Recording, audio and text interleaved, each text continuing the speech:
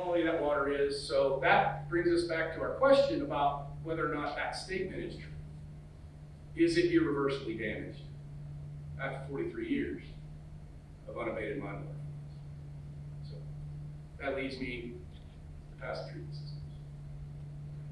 So this idea we call an ecological engineering approach, not an environmental engineering approach. Environmental engineering, again, well-established field. This is ecological engineering, where we're going to take the engineering knowledge and combine it with our understanding of ecology. We want to build ecosystems, design sustainable ecosystems, integrating the human society with its natural environment for mutual benefit. Sometimes people call it natural infrastructure. We hear other terms. If you pay attention to the news, there's a lot in the news right now about nature-based solutions, nature and nature-based features, engineering with nature. I don't care what you call it. The whole idea is let's work with natural processes instead of constantly fighting. Let's figure out how we can work with Mother Nature to solve our problems. So our conceptual designs, about 10 years of pickup truck chemistry and bucket experiments and stuff in the lab. And what we determined was that we couldn't build one wetland or one pond that was going to treat all the water. We needed to actually do it sequentially. So for some contaminants, we needed to promote one process. For other contaminants, we needed to promote another process. So we learned a great deal in our laboratory work, came up with some ideas on sequential process units, and finally we were able to take this out into the field. So there we are again. There's our unnamed tributary, right here, going down to Tar Creek, which is down there. We are very near the community of Commerce. We're not out in the middle of nowhere. We're in town. That's Commerce High School's football field and baseball field, right across the street. Mayo Ranch is down here, 3 borehole discharges. This is the red hole, as it was locally known. It was a subsidence feature where the mines had caved in and the water was flowing out. And just north of that was the green hole, which was another subsidence feature that had been filled with tires and trash and other things over the years. That's 2003. There it is in 2021. There's our Mayo Ranch passive treatment system. It's about 3.5 acres surface area, and our Southeast Commerce passive treatment system, which is about 2 acres in surface area. So we took all that water quality and quantity data that we had generated, took it in the lab, did our experiments, and then finally we're able to get out in the field and build systems, which we sampled, again, at a bunch of places to try and understand how they work. So again, all the little yellow dots are places where we go collect water. This is Mayo Ranch. It's the first treatment system of any kind in the tri-state. We finished it in 2008, so we're now a teenager. Mayo Ranch is a teenager. It's got 10 process units. Some of them, we're trying to get air in the water. These are oxidative. Some of them are anaerobic. We're trying to get rid of the oxygen.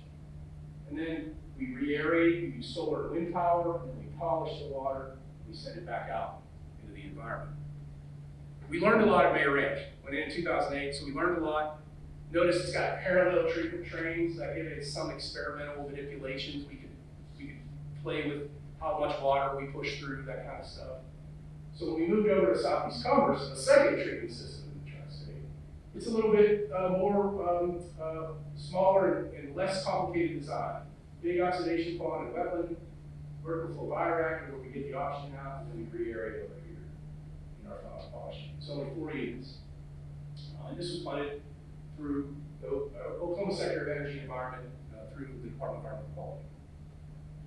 So the workhorses in these systems are the ones where we get air in the water, we're making rust. That's what we're doing. We're oxidizing iron. And sure enough, they turn bright orange. So if it works, we excavate, we build our system. Sometimes we put directional baffle curves in to kind of snake the water through and slow it down. We use solar power to aerate to get more air in the water. So we have solar powered aerators there that push air out to help us in oxidation. That gets the iron. It gets some of the arsenic out of the water. It sticks to the iron. But then it doesn't really do a good job with cadmium, lead, and zinc. So this is where we go reductive. This is perforated pipe. There's holes in all that pipe. We bury it in gravel, and then we cover it with an organic waste product. We use mushroom compost. So for us, luckily, and I'll encourage you, I'm going to make a shameless pitch for JM Farms. If you're a mushroom eater, buy JM Farms mushrooms because that's where we get our compost. So it's about 2 miles away from us. So they grow mushrooms. They use this very rich organic compost material. They grow the crop mushrooms. It's spent. They're done. So we buy it from them, And what it does is it promotes the microbial reactions that we want to have happen.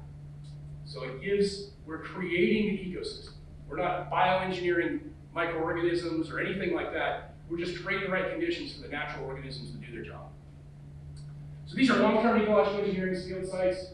No fossil fuel use in operation. We only use solar and wind power. We got federal and state funding to the university, and then we competitively bid the construction of the private sector. There's a private sector partner. But it's very much a cooperative effort with the City of Commerce, the county, Ottawa County, the Quapaw Nation, a local nonprofit, but local environmental action demanded, and of course, our private landowners.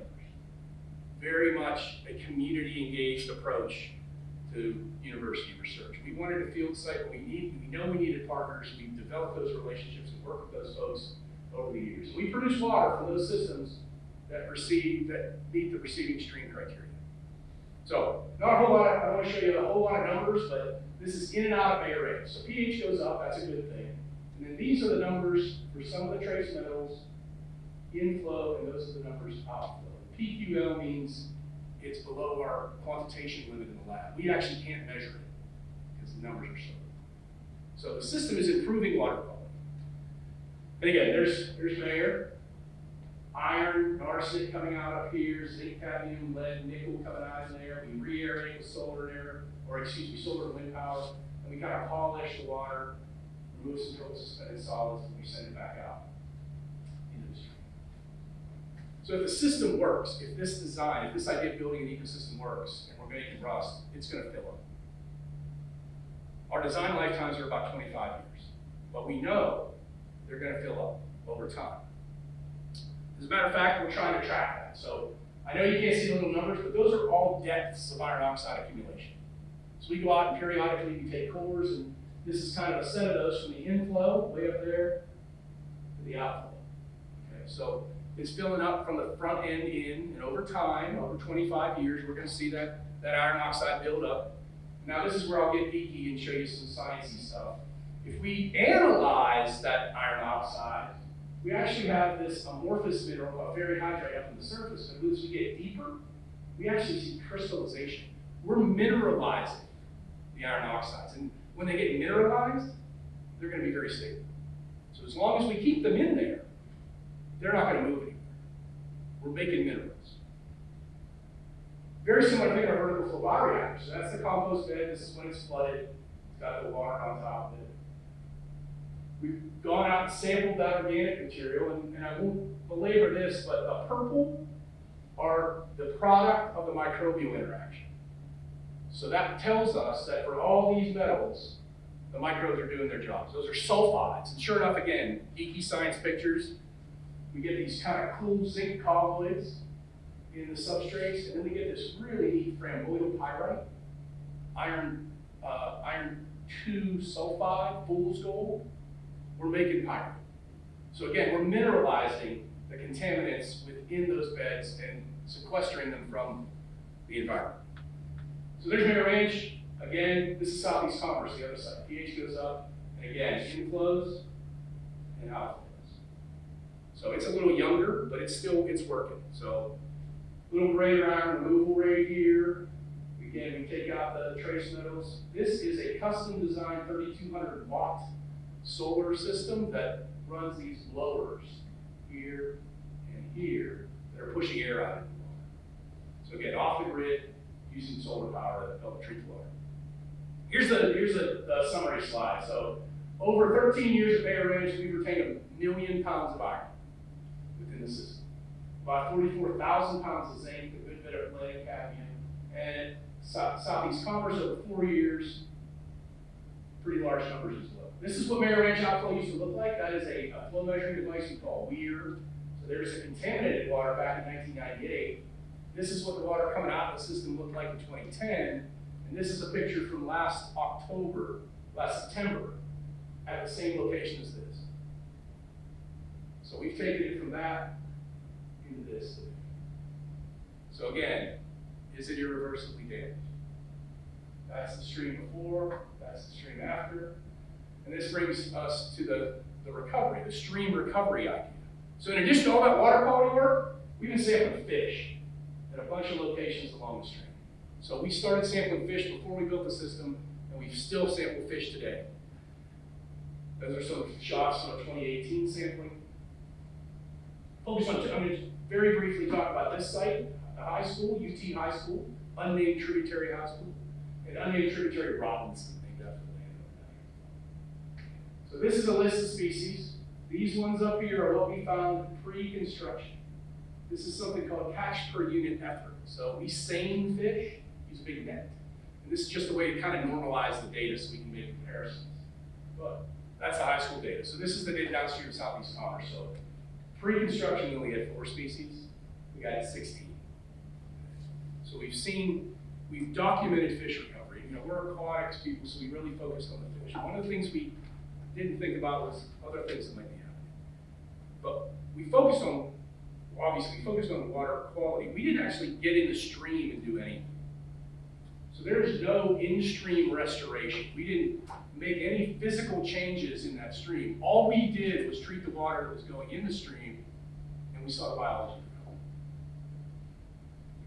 We didn't look for other species, but we were up there enough that we have documented some other species. So remember, Bay Ranch went in 2008. Can you see what's on there? That's a beaver. By 2013, we had massive beaver population. So they had returned. Now, I can't say the same thing because we didn't monitor beaver. I don't have any numbers on them, but anecdotally, we never saw beaver in the unnamed tributary until Bay Ranch was built. They helped us maintain our V-notch weir, so it's not a good thing. So that was our flow measuring device. It's really hard to measure flows when the beavers come in. And then interestingly, just this year, we got river otter. So that's the outflow of the Nairn Ranch system, and we've got river otter that are moved back in. So I learned a little bit about river otter, and it turns out that river otters tend to recolonize abandoned beaver lodges. Mother Nature, we got improved the water quality, the fish came back, the beaver came back, and we got otter. So what comes next? What are we gonna do next? We still got a lot of work to do. Remember, all I told you about was the unnamed tributary, those sites near Commerce. You know, we documented some stuff there, but we got the Beaver Creek, we got good data over there. If we had adequate resources, we think we could address those. And we got the big ones in Valley. But I'm willing to say, after the work that we've done there, the passive treatment, irreversible. We can use, if we had the resources to do this, we could fix those waters. We could bring that stream completely back. So that's one thing that comes next. We're also figuring out new ways to collect environmental data. So this is our homemade catamaran, which is 2 17-foot drum canoes with some 2x4s in between it.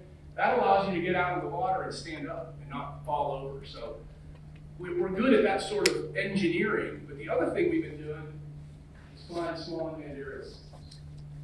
So these are data, excuse me, these data over here, it's kind of a heat map.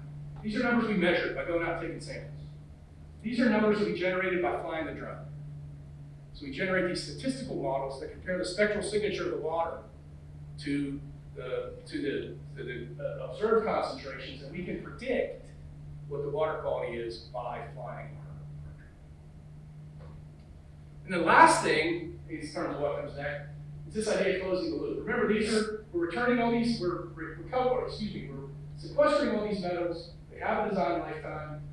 So what do we do with this? Could we potentially reuse it? So if we take this stuff and we pump it out, that's a geotextile bag. We're pumping the sludge into there, and when we're pumping, it often looks like an orange chia pet. If you remember chia pets, there's water squirting out of it, it's orange.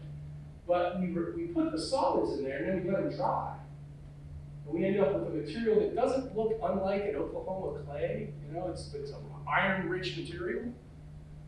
And if we take that in the lab, we do some experiments with it and make some comparisons. This is the data for some sediments from Grand Lake. We get 700 milligrams of phosphorus per kilogram of sediment. So if we expose that sediment to a phosphorus solution, 700 is what it takes up. That's Nairn. That's the iron oxide. 35,000 milligrams of phosphorus per kilogram. So we're interested in potentially using the waste material from one water treatment process to treat another water quality problem. That's elevated phosphorus concentrations, especially from agricultural operations. All right, so We'll wrap it up. Conclusions.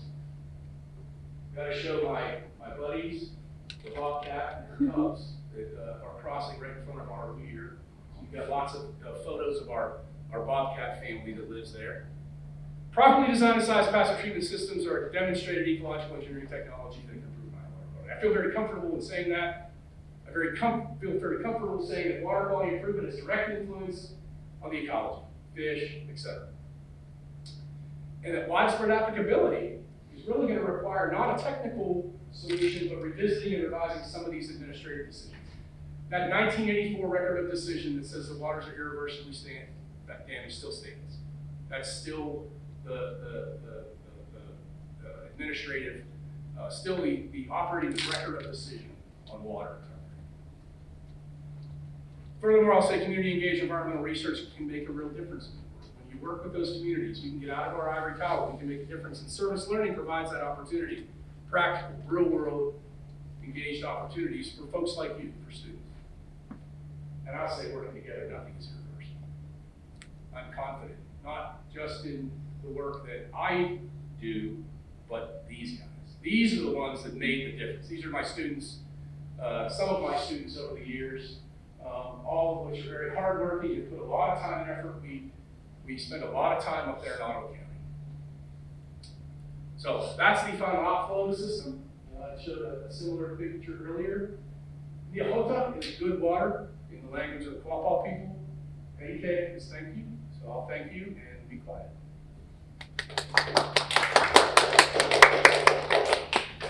I will go ahead and take a moment. Does anyone have any questions at this point?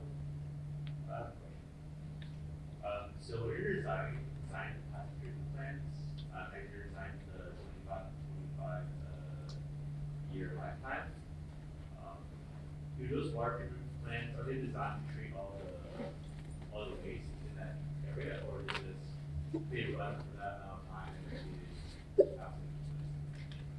Yes, that comes back to that well-characterized water quality and quantity stuff. So those locations, we did a lot of pre-design work to understand the chemistry and the hydrology. And then we designed a system for that source of water. And we've done that successfully in the unnamed tributary. There's other sources of water at other locations that we haven't done anything. And that's one of the things we like to do. These are, I think we've got less than 6 acres of passive treatment at the unnamed tributary. We're probably looking at 10 times that amount for some of the other locations that have a lot more water. But the design lifetime is based upon our calculations on the rates of removal, how big the system is, so we estimate that it's going to last a couple decades. And it's an excellent point because they're not no maintenance systems. They are not no maintenance. They're low maintenance. In 20 years, we're going to have to go in there and remove that material because it's going to fill up and it's going to start spilling over the bank. So we're going to have to do something. We know that. It's not a walk away. Yes? Sorry, I apologize if this should have been used in your presentation. So are you saying if the record of decision was different or reversible in that area, would it be easier to get resources to implement more passive systems across that tri-state mining district?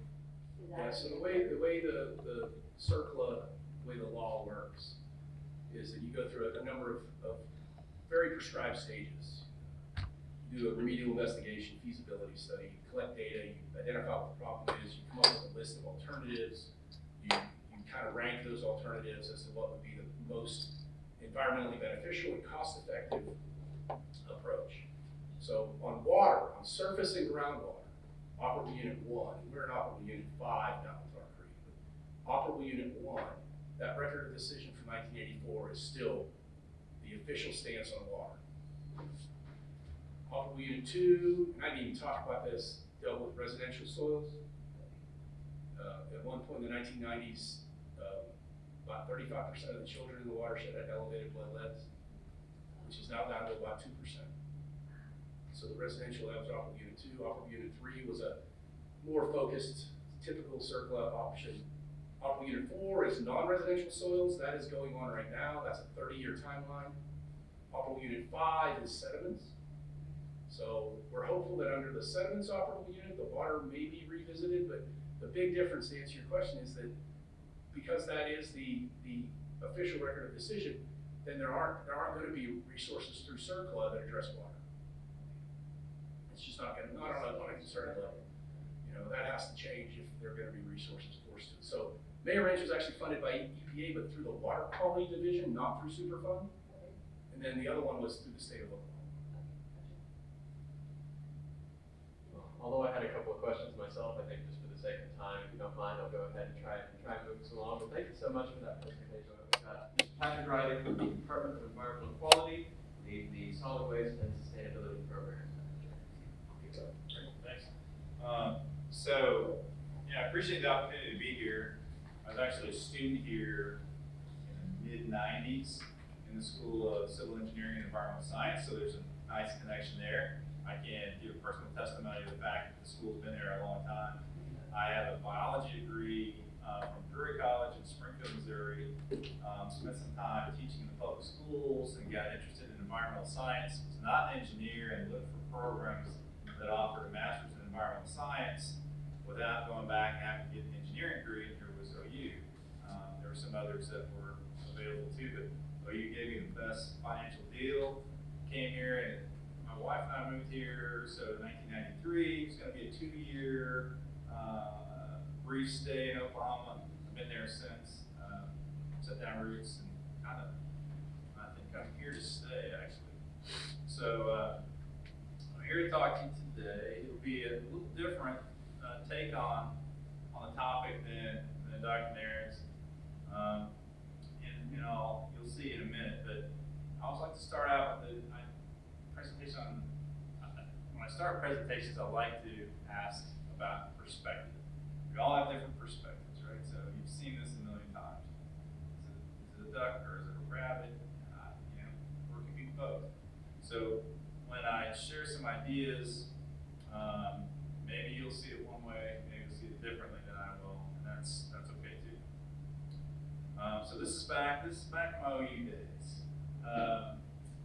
So I was studying master's in environmental science. So I looked for a research project. I got connected with a professor that was doing operations research optimization in collection of waste materials. So one of the things that I was able to do was follow a recycling truck as it collected materials in the first curbside recycling program in the Oklahoma City metro area, which was in the Village, Oklahoma. I was fortunate enough to be able to collect data, and this is back in the days before Google Earth, before the internet was kind of just getting started, so there weren't a whole lot of fancy tools. The truck drove a route that was about 6 miles long, and I took a measuring wheel and I measured the distance between each house, wrote it down on a clipboard with a piece of paper.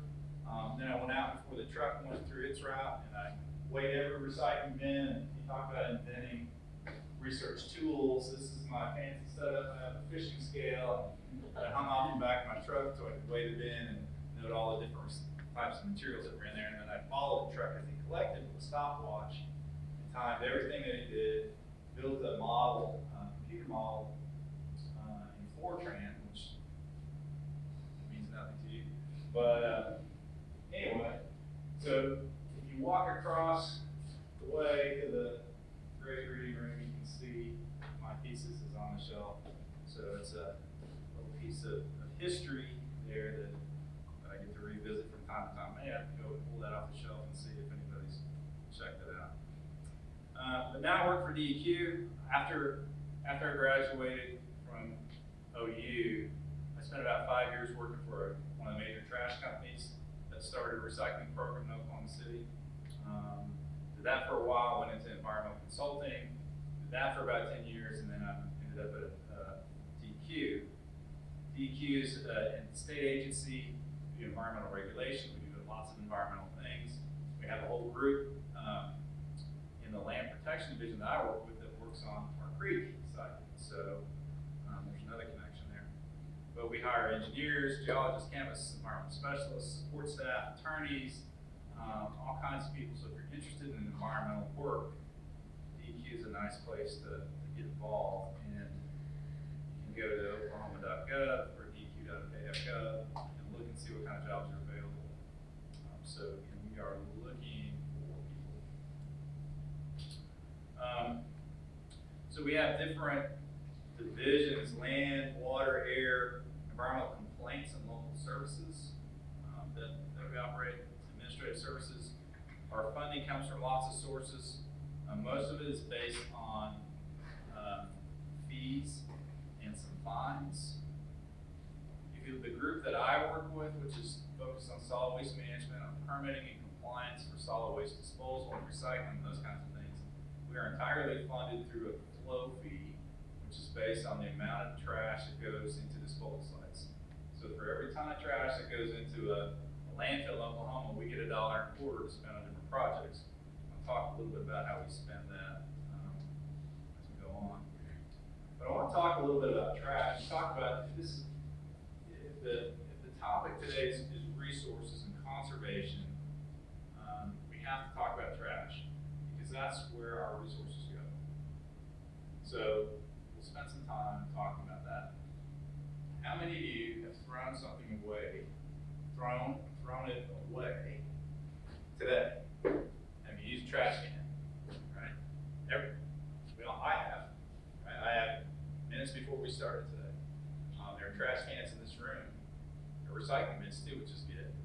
I looked in those. There's some trash in the recycling bin, which is going to happen everywhere. But we can't avoid it, right? We use resources constantly. We're constantly taking resources and converting them to trash. So if you've all thrown something away today, think about what it was. Think about what it was when it started, right? And then think about how long you had that in your possession before it was converted from a resource into trash. And you think about things, a lot of the things that we throw away, we don't have very long. It's a quick conversion. I think about that sometimes and feel guilty when I go through like a fast food drive-through. Get my sandwich or whatever, and I eat it, and I throw that thing away, or a cup or whatever. I'm like, man, I had that for 3 minutes, and now it's garbage, right? So it's important to think about some of those resources, and I think if we understand what happens to some of that stuff, then we can make good decisions as citizens on how we manage these. And then, when it comes time to vote on utility increases, like, maybe we do need this utility increase. So, in Oklahoma, most of the trash that we throw away goes to landfills, about 5.5 million tons a year. We do have an incineration facility in Tulsa where that trash is converted by combustion to energy, and some of that energy is recovered to make electricity. And then we do a fair amount of recycling as well. These are all solid waste disposal sites across the state. Some of them are landfills, some of them are just places where you dump trash from a small truck and put it in a big truck and take it to a landfill. But there's a lot, they're spread across the state. Landfills are a lot better than they used to be at containing waste. And this is a picture of a landfill facility, a modern facility. Before any trash goes into it, it's just most of them start out about 10 acres. There's compacted clay on the bottom, plastic, thick plastic, like you'd see made out of a trash bag, except it's lots of times thicker, like the thickness of the sole of your shoe, kind of. And then there are pipes to collect the water that percolates down to the landfill, and then there are pipes to collect gas that generates in decomposing waste. So it's not all bad. I mean, it's a lot better than the way we used to dispose of waste. If you were to drive by a landfill, this is one in Oklahoma City, you may not even recognize it. It'll be tall because we don't have a lot of topography in Oklahoma, so you might recognize, oh, that's a nice grassy hill. And the ones that are well operated have the trash that's very well contained. Here's a truck driving down one of the landfill roads. You see on the side it says CNG. This is a trash truck that's fueled by compressed natural gas. there's compressed natural gas that fuel extract is collected from the landfill. That's a gas extraction well. Decomposing waste produces methane as a byproduct, and that can be captured and used. So there's some hope there. But not all landfills are operated well. This is an example, another example, Oklahoma, kind of a mess. You know, the trash is exposed and it rains, all that stormwater runoff is now going to be contaminated. That's an attraction for vectors to get in there and dig around and spread disease. So it can be a problem. Exposed trash sometimes catches on fire. I mean, this is a landfill in Oklahoma. This is the aftermath. You can imagine what it would smell like. People going in trying to clean it up. So it can be a problem.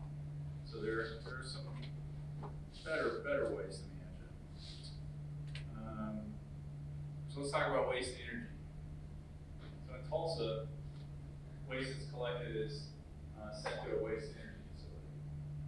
Instead of going to a landfill, it goes to this combustor. It's burned,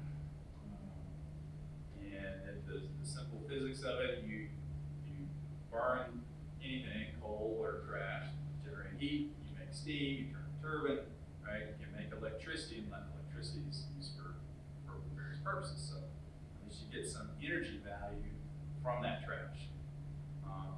The downside, what could be the downside of an incinerator? Emissions, right? What comes out of the top, right? It's got to go somewhere. So you've got things that are coming out in the stack. The reason we don't see more of these incinerators is because it's difficult to contain all of that emissions. And there are stringent controls and regulations. So the folks at the waste energy plants will tell you it's not bad, but it's very expensive to control all that. You still have ash that comes out of the facility, so it's not perfect. Norman Yard Waste Facility. So this is just south here. One of the things, there was a rate increase at one time that in the city of Norman that allowed collection of yard waste separate from the trash. That could go to this facility where the yard waste is ground up and placed in windrows and made into dirt. That's some good looking dirt right there.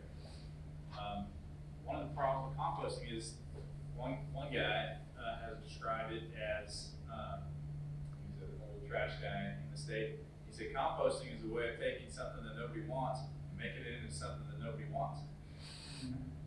So, you know, it's great as long as you can find some use for it. And there are some good uses for composting, like a mushroom compost at Margarita. It's not a perfect solution. As you're composting this waste, it does give off emissions. We talked about the landfill giving off methane, or generating methane and carbon dioxide. You can collect that methane. Composting facilities just decompose the waste and it kind of just gets into the air. So it's not a perfect solution either. So what's the clear path forward? I mean, does it make sense? Is there anything that stands out to you guys? What's the best way? Or is it maybe a little more complicated than you might think? It can be complicated. One thing that might help is if we talk about waste as a resource, think about how resources are used in the economy. And there's a phrase that's starting to be used more and more called linear versus circular. You heard the term circularity. We want to move to a more circular economy, right? So that's, instead of taking resources and using them one time, making something, turning it into waste, and then leaving it in a landfill, what if we were able to reuse that and keep that stuff moving through the economy? And that's the idea of a circular economy. Basically just, why throw it away if we can use it again, put it back into use, make it into something new, and create a more sustainable solution. And if we're talking about resources that are extracted from the earth, like aluminum, and we'll talk about that in a minute. You know, Dr. Nairn said that when you dig into the earth and you expose that rock to the air and the water, you create some byproducts. So the more that we do that, the more environmental damage we create by extraction. So if we can keep resources in play for longer, we're going to avoid that environmental damage. We'll often use less energy, and we'll so the circularity and the moving the resources through a circular economy is very beneficial. Let's talk about aluminum for a minute. So aluminum is made from bauxite ore, right? Where do we get bauxite ore? Anybody have? Yes, where's most of the bauxite ore? Where's it come from? The front row is excluded from this conversation. You probably know. Anybody have any ideas? Is it close or? You know, most of it comes from Australia. There's some that comes from Jamaica. That's probably the closest to the United States. But it looks like that rock, right? But if we want to make an aluminum can to contain our favorite beverage, we have a lot of work to do. Right? First, we got to dig up that rock, then we got to convert it to alumina, right? And that takes a lot of work. And that takes a lot of effort and chemicals, heat, and energy. And then we ship it to something that looks like this. And finally, when we get through the whole process, now we're ready to make a can, right? How long do you hold that beverage can in your hand and consume it before you're ready to toss it? And there's some cans up there, and thankfully they're in the recycling bin. So that's cool. But it's so much easier if we take the old can, melt it, make a new can again, make it again, and it just move that resource through a circular economy, right? So we don't have to go back and ship or dig up rocks in Australia and go through all that process. It saves 95% of the energy and all the associated environmental damage associated with that. So let's recycle, right? Simple solution. And some things can be easily recycled again and again, and it is a very beneficial tool for our circular economy. But I'll tell you that not everything is so simple, right? So the computer that we've had such fun with today, someday will be obsolete and be ready to be replaced. And at its end of life, what are we going to do with it? Well, we know it's got plastic and it's got metal. It's got some valuable metal in the circuit boards and things. And it would be nice to keep those resources in play, but we have to think about how we're going to obtain those materials from this device that's going to be recycled. You know, we talk about things that happened years ago that when we did mining in the United States and there weren't environmental laws and there weren't controls and things just kind of happened. Well, there are areas in the world where there aren't current laws that protect people or protect the environment, and that's where unfortunately a lot of recyclable materials go. And in a case like this, I would argue that in some instances it's better to landfill things than to recycle it if this is the only option to, if it's not going to be done appropriately. Now, there's some good news in that there are some certification programs that that are in place that make sure that things are recycled in a way that's protective of human health and the environment. And you can get a certification as a recycler that shows that you're going to do it in a responsible way. So that if you, as a consumer, want to recycle something, you can ensure that it's done through an Steward or R2 is another one, certified recycler.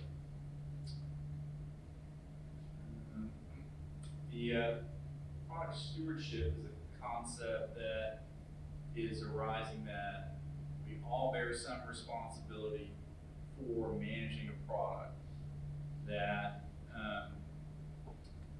we need to focus on the product, how it was made, how it was engineered, so that from the manufacturer to the consumer to the disposal, or the end of life management of it can be done in a way that's protective and easy. If we know that this computer at some point is going to reach its end of life, can we, when we make it, build it in such a way that it can be easily disassembled, the parts can be easily recovered, and then we don't have to go through this arduous process or expensive process to recover the materials. Product stewardship is that concept, so that there's responsibility for the product throughout its entire life. So that's a term of art that you may hear about. Sustainability. How many of you heard of sustainability? Talk about sustainability. Is there an environmental sustainability degree offered at OU? Is anybody in it or doing it? All right. So tell me about sustainability. Well, what do you want to know about it?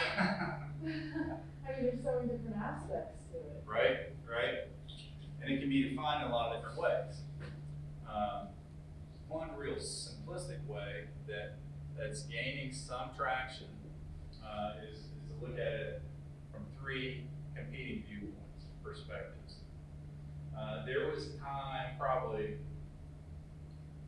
5 years ago, less than 10 years ago, that me as an employee of DEQ, I was encouraged not to use the word sustainable or sustainability because it was associated with certain political perspectives that were unpopular. So I could talk about how if we manage resources in a way that we can use them again and again, and it's good for people and it's good for the environment. If I can talk about sustainability without using that word, then it was okay. But don't use that word, right? Which is trouble. But things are changing, and that's no longer the case. Because and I'll talk a little bit about that in just a minute, but if we think of any organization having competing needs, right, trying to satisfy competing needs. We'll take a business, for instance, right? The business wants to operate and make money. That's what businesses do. We're in a capitalistic country. That's how we do things, right? So, but to do that work, we got to satisfy people, right? We can't do it without paying people. We can't do it without taking care of people. We got to give people sick leave, right? So there's some consideration to people's needs. We can't just be a horrible steward of the environment, because we don't want to. If we're depending on resources, we don't want to just completely trash the environment. So we're trying to satisfy all these needs. We go back to the example of recycling that computer. We know that there are parts in that can be recycled. So we know that there's a way to make a profit. And we can do that in a way, if we give that computer to somebody and melt it over an open flame to get the metal out of it, we can recover that at a fairly low cost. But what's the cost of the person doing that who's breathing in all those fumes? Right? What's the cost of the environment as all those fumes just dissipate into the air? But so we got to look for a way that you can make some money, you can take care of and protect people, and you can protect the environment. And that's kind of how we sustain, or how we define sustainability, and how the business community has identified that. I'll share a couple of quotes with you. One is from the Tulsa Regional Chamber. Right? He says, sustainability can no longer be seen as a notion of being careful with our environmental resources. It's now directly related to customer and employee retention, profitability, and the reduction of waste in our community. Sustainable strategy should be business strategy. There's an organization in Tulsa called Sustainable Tulsa. And their focus has been educating people about the business case for sustainability. And that sustainability is not just a buzzword in the environmentalists, but it's a way, it's a philosophy that a business can use to be successful. Share another quote with you. This is from Catherine Winter, the global head of stewardship at Goldman Sachs, asset management division. And what she says is that investors are no longer satisfied with companies delivering shareholder returns without doing more for the environment and society. It's not just about shareholders, it's about stakeholders. This is a very recent quote. So this is a change that's happening at the corporate level. And it leads me to another term. How many of you are familiar with ESG? Okay. 5 years ago, you wouldn't have heard of this. I didn't know about this 5 years ago. But environmental, social, and governance is really becoming a big thing. It's the same basic concept as those three circles: people, profit, and planet, and environment, social, and governance. And it's a focus that any organization, any business needs to take all these things into consideration if they're going to be successful.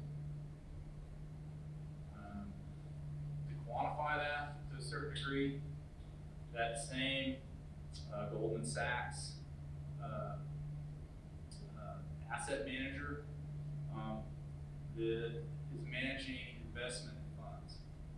And if you look at investment funds that are focused on those organizations that have ESG focus, you look at spending over the last 3 years, and this is a short, small sample size, but if you look at the trend in the money that's been invested, right, it's more than tripled in 3 years.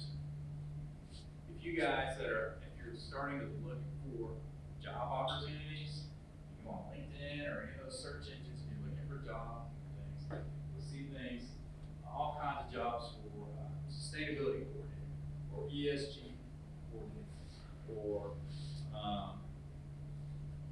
equity and diversity, which is a subset of this. I mean, these are big things. Organizations are looking for people that are environmentally literate and can understand how that fits into the mission of an organization or a business. So this is something new, and this is encouraging to me. I have an interest in the environment, but from looking at how businesses use resources, it's encouraging to me that they're taking this into account. And it's not completely altruistic on their part. I mean, they're worried about, they want to reduce investment risk, right? They're going to make money. They know that companies that are focused on ESG are going to be safe bets. So anyway, so that's it. Let me share just a few things that we're working on at DEQ in my group that are kind of interesting. So one of the things that we struggle with is how to manage waste that's atypical. It's not the routine household kind of trash. One of the things that we have had difficulty managing are pharmaceuticals and medical sharps. So if you're familiar with what happens in the aquatic environment with, what do you do with old medications? And what do a lot of people do with old medications? You can throw in the trash, but what do a lot of it goes straight down the toilet, right? But flush it. Well, wastewater treatment plants don't clean that up. So it passes through and gets into the aquatic environment. Same thing can happen when people flush needles at these, or they throw them in the trash, or they put them in a plastic bottle and then they go to the recycling facility. People grab plastic bottles and then they stick themselves. So the waste community, the waste haulers that we regulate, came to DEQ and said, "Hey, what can you do to help us with this?" And we said, "Well, we can make some rules and prohibit disposal, but that doesn't really help because what are people going to do?" So we formed a committee, stakeholder-led, Meds and Sharps Disposal Committee to come up with better solutions to manage this waste stream. One of the big concerns is that like the waste workers are encountering these sharps on their routes, or mechanics as they work on the trucks, so reaching in to fix the brakes and they grab something that fell down into the crevices and they stick themselves. So one of the things that we started just recently is a pilot project to collect these separate from the routine waste stream, make sure they're treated and disinfected and then disposed of in a manner separate from the routine trash. There's an organization in Tulsa that does needle exchanges for people that are that use syringes for even recreational uses. But it's a health issue and it's a disposal issue. But beyond that, so they were one of our partners, but they participated in a one-day collection event where people could drop off all kinds of stuff, household hazardous waste, pesticides, stuff they had in their garage, things that's hard to get rid of, but also these needles. And it turns out there are a lot of people that have that use injectable medication at home for legitimate reasons, and they've saved up these needles because they don't know what to do with them. But in one day in Tulsa, they collected 450 pounds of needles. That's 10 of these carts. Right? So that's how much of that stuff is out there. So one of the things that we're doing is through this pilot project, we're trying to figure out the best way to collect that kind of stuff. What's the cheapest way to do it? What's the most effective way? Is it a drop-off program? Is it a program where you can take it back to the pharmacy and drop it off? And we've created a guide for municipalities on how best to do that, and we're going to update that. And then maybe if utility ratepayers normally see fit, they'll put a small increase, and then they can get something going here. One other thing that we're doing, so that $1.25 that we get from the trash fee, we use to fund various projects that support the Solid Waste Management Act, building infrastructure for recyclable collection, helping communities with different types of projects. But one thing that we're able to do, which is really exciting for me, is a retail recovery program. So this is up in Stillwater.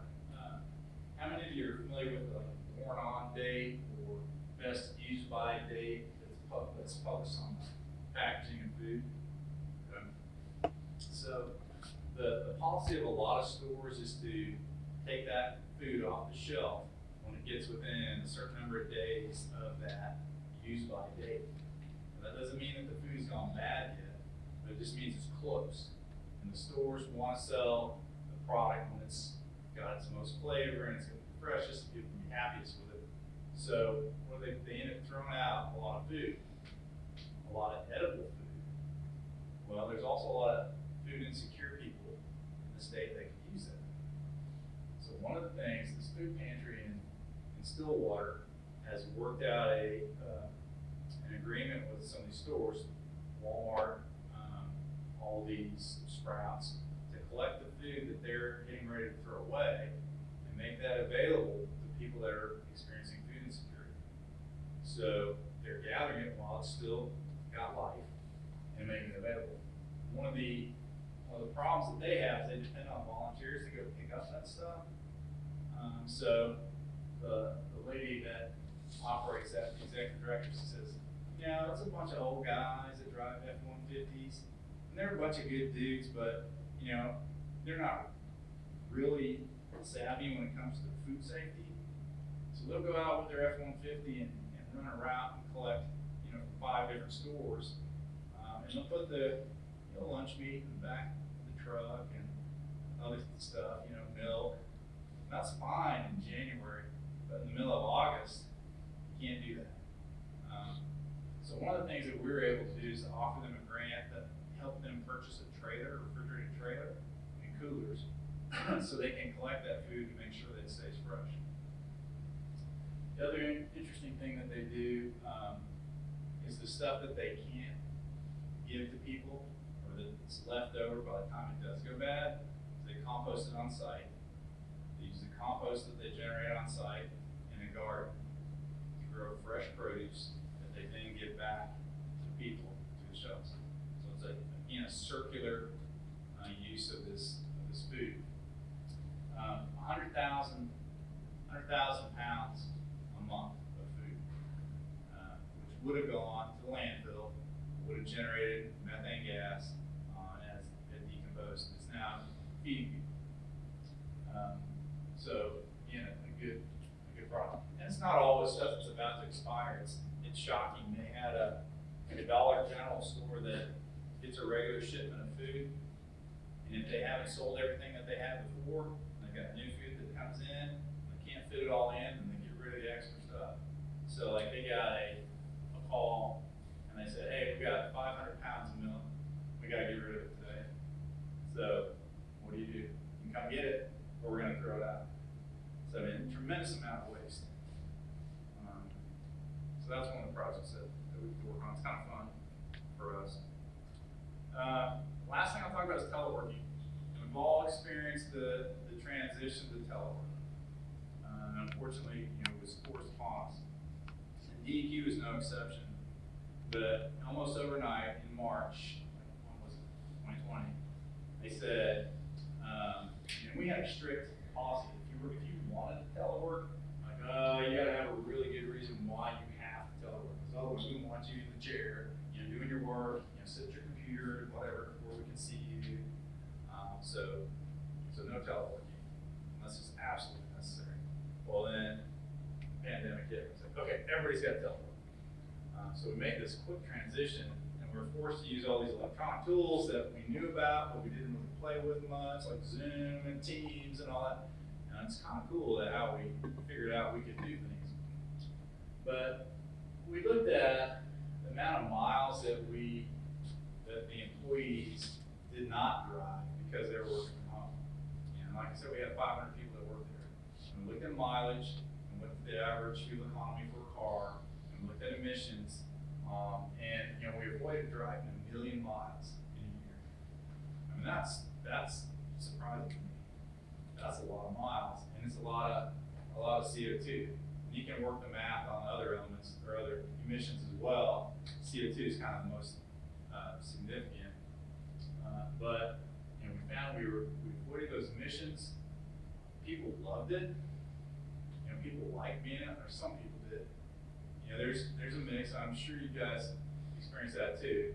Missing it, doing your classwork at home instead of coming here and being present. But a lot of people like to work from home.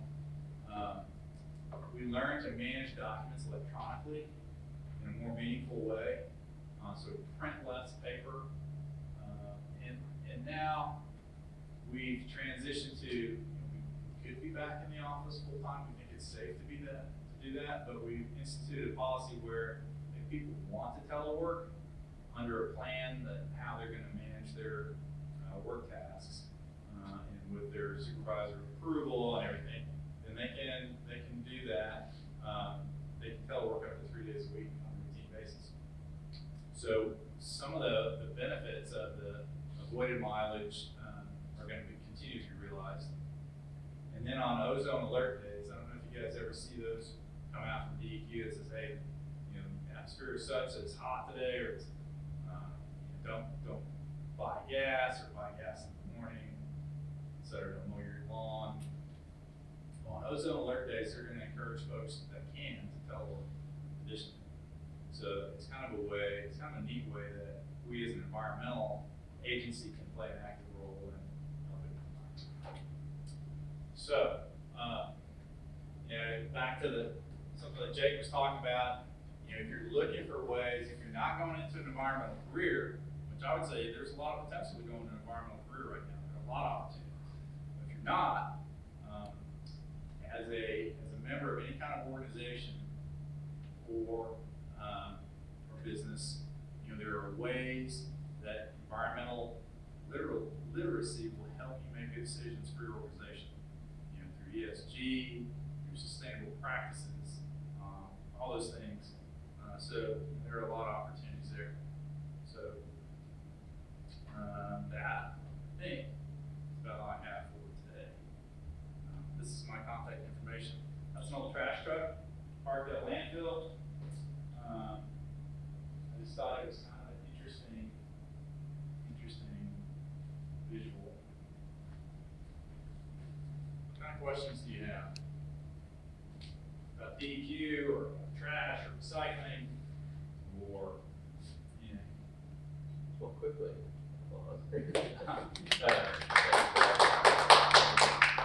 Yeah, did anyone have any questions? So, Has there been any efforts in trying to like reclaim trash that's already in the landfill? Like reusing that in any way? that's a good question. There's not a widespread effort to do that yet, with the exception, one exception, and that is the disposal, landfilling of coal ash. So there, in Oklahoma, we burn a lot of coal to make electricity, well, in the United States. And that's slowly changing. It's changed from coal to mostly natural gas, but there's still a lot of coal being burned, generates a lot of ash. That coal ash can be used for a lot of things. It's good for road base. It's used in construction projects. So we've actually had some facilities where, and it depends on the market, if there's a lot of construction going on, especially roadway, they can go into the landfill and dig up some of that coal ash and haul it off and use it, which is a great thing. We would much rather see something used beneficially than for it to stay in the pile forever. So that's the only example that I know of. And then I do have a question if we have a moment, so I'll go ahead and ask. Kind of relates to, you started by talking about different perspectives, and then you talk a lot about kind of the way business and like the general world of employment and everything has changed its perspective. Mm-hmm. I think that I'm just intrigued as to what your thoughts are, I guess, on at least what I perceive as a slight maybe disconnect between that world and the world of most people my age, where I think a lot of environmentally concerned people my age would look at, say, like the people profit planet Venn diagram or the circular economy, and sort of, I think a lot of them would view them not as being a technocratic, growth-friendly solution, and instead that, for instance, in the case of the circular economy, the circle would have to still shrink. I think that, I don't know that, like I don't have any data on that, obviously, but just a lot of what I hear from other students on campus suggests that, kind of drawdown, degrowth, things like that are what people my age are interested in. So I'm intrigued as to, sorry, that was a really long predicate there, but for the question itself, like, if that's kind of the perspective that a lot of people coming into the workforce may have, how do you think that will play against the existing kind of perspective of the workforce? I think the generation that you belong to makes a big difference in how you perceive use of resources and how, what you're comfortable with for a lot of things. If you've always had an opportunity to recycle, that's always been an option to you, then you move somewhere where that's not an option, or you're working someplace where they don't recycle, this is not right, you need to change it. If you've always done things a certain way, like, and I'll use this example, like we have people that work at DEQ that don't recycle, right? They'll take a aluminum can, they'll throw it in the trash can. Why do you do that, right? I mean, that makes no sense. This is terrible. Why? But that's the way some people think. And how do you change those behaviors? But I think that, the younger generation seems to understand these things more so than, say, my generation, or even folks that are older than me, that there are a few left. So I think it makes a big difference. And I don't know, so what that says to me is that somehow these generations, the younger generations, are learning these things, or somehow maybe it's just because of exposure to different things. But how do we ensure that continues and becomes the norm? But it's hard to overcome the political. And that is, the whole thing about not being able to talk about sustainability was a real deal. And the thing that changed that was the business community understanding that there is a business case for sustainability. It makes sense. And if they adopt it, then it makes makes it easier for us to do that as well, as an environmental agency. Very interesting. Yes? I'm trying to like, sorry, like how I wanna ask this, but like, you talked about all this waste being reused and put into resources that use like soil, but I know that a lot of waste is shipped to other countries, and then, we just kind of push it off our backs, and, it's not our backyard type of deal. Right, So why haven't these waste management facilities actually done, like, why haven't they changed it into renewable resources yet? Like, why do we keep shipping it off? Right, yeah, and I think a lot of that is the cost part of that. If you can send it somewhere where it's done cheaply, where you don't have to pay as high of a labor rate, where there aren't environmental controls that are expensive at times, and that's what sends it overseas. I think we can do it here. I think that when you look at the ESG component, the investment in that, and I'll share one example with you that I just learned talking to an engineer at a waste company in Oklahoma. And she told me that the long-standing practice of landfills was to not place a cap over an area that they thought they might fill sometime in the future. Right? So when you're done with a landfill, you put a clay cap over it, you put plastic over it, you seal it up so that you can collect any gas that's inside. If you think at some point you're going to expand and add on to that, well, why spend that money to build that cap? She said, what's changing is that now, because there's a lot of concern from their shareholders and what's going to be put in their shareholder report, that, well, if it's uncapped, it's going to release all these emissions. If you put a cap on it, you're going to contain it. So they're changing, they're going to spend the money to put the cap on it, even though they might come back and take that cap off and fill over it, so that they can say that we are containing as much of the emissions as we can.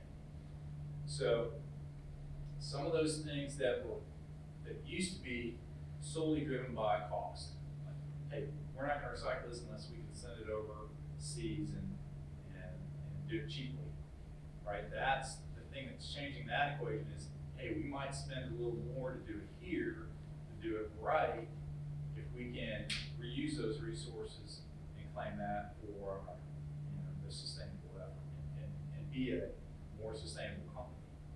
And so that's a big time change. So the fact that a waste company that makes most of their money on just putting trash in the ground is concerned about environmental social governance issues is huge. So I think that's big. But I mean, there are all kinds of logistical problems. And I use another example of recycling facilities. Glass is a big thing. People like to recycle glass. It used to be, the craft beer market has changed everything. Now you drink craft beer out of an aluminum can, which is good. But it used to be, if you wanted a good quality beer, you drink it out of a glass bottle. And it still has that perception that glass is a premium type of container. You hold it in your hand, it feels strong, it feels nice, right? So you want to recycle that. It doesn't have a whole lot of value because there's a lot of expense to trying to recycle it. Because it has to be sorted by color, it has to be very clean, you can't have any contaminants because it messes up the process. So even though we have 3 glass container manufacturers in Oklahoma that all want recycled glass, it's tough to make the transition from collecting glass, waste stream, getting it to the market to recycle it.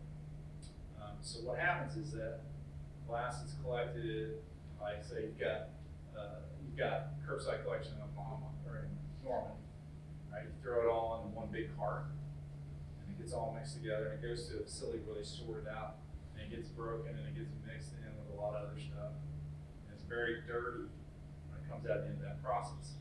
So they'll take that glass and they'll ship it to Midlothian, Texas, where they have a facility that can clean it, and then they ship it back to Oklahoma to be made into container glass.